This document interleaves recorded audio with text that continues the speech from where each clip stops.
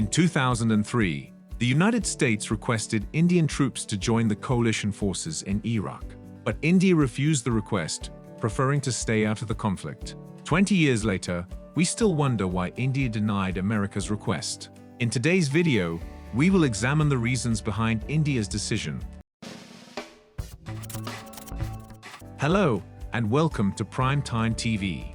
Before we begin, please subscribe to the channel and click the notification bell to receive more amazing content. Now, let's get started with the video. The US pressured India to support them during the Iraq War, also known as the Second Persian Gulf War. This war happened in two parts. The first was a short, conventionally fought from March to April 2003. Troops from the United States, Great Britain, and several smaller countries invaded Iraq and quickly defeated Iraq's military and paramilitary forces. It was followed by a longer second phase in which an insurgency fought against the US-led occupation of Iraq. After the violence in Iraq decreased in 2007, the US slowly pulled its troops out of the country until they were gone for good in December 2011. India did not join the US-led coalition during the months leading up to the invasion of Iraq in 2003, despite pressure from Washington. However, after the invasion began, the US continued convincing India to contribute troops to the post-invasion stabilization efforts in Iraq. India ultimately decided not to send troops to Iraq, but provided other assistance, such as medical aid and reconstruction support. President George W. Bush famously declared mission accomplished on May 1, 2003, from the deck of the USS Abraham Lincoln, signaling the end of the initial military phase of the invasion. However, the conflict in Iraq continued for many years afterwards, with significant ongoing instability and violence. Strangely, after Bush's formal but overall premature end of hostilities announcement was when the US started to put more pressure on India. In an oral history interview 2 years after he retired, US diplomat Albert T. Bolt Jr., the deputy chief of mission at the US Embassy in India in 2003, spoke about how Washington worked hard to keep India informed about the Iraq invasion. US diplomat Albert T. Bolt Jr. confirmed in an oral history interview 2 years after he retired that the US worked hard to keep India informed about the Iraq invasion and continued to urge India to contribute to the post-invasion efforts in Iraq. Vajpayee was criticized for not backing the US war. The Indian government, led by Prime Minister Atal Bihari Vajpayee, chose not to support the US-led invasion of Iraq and instead insisted that the United Nations be given more time to resolve the issue of Saddam Hussein's alleged weapons of mass destruction. This decision was criticized by some in the US. Still, the Indian government felt it was important to stick to its principles and respect the international legal framework established by the UN. As a result, the US worked to keep India informed about the war and encouraged a serious dialogue between the two countries on the issue. The daily updates provided by US diplomat Albert T. Bolt Jr. were part of this effort. Shekhar Gupta, the editor-in-chief of the Indian Express, was among those who criticized the Indian government's decision.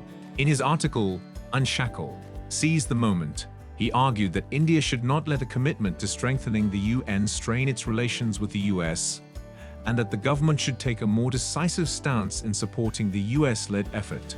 However, many others supported the Indian government's position, arguing that the UN was the appropriate forum for resolving international disputes and that India should not support an unilateral invasion of Iraq. Ultimately, the decision not to support the US-led invasion was consistent with India's long-standing commitment to multilateralism and respect for international law. There were divisions within the Indian government regarding sending troops to Iraq.